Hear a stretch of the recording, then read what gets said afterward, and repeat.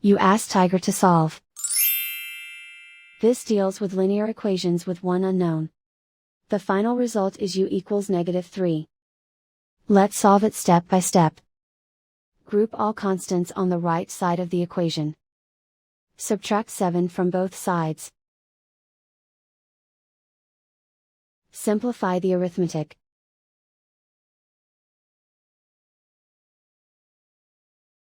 Isolate the u.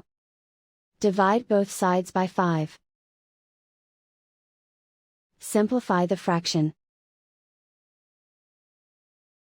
Find the greatest common factor of the numerator and denominator. Factor out and cancel the greatest common factor. And so the final result is u equals -3.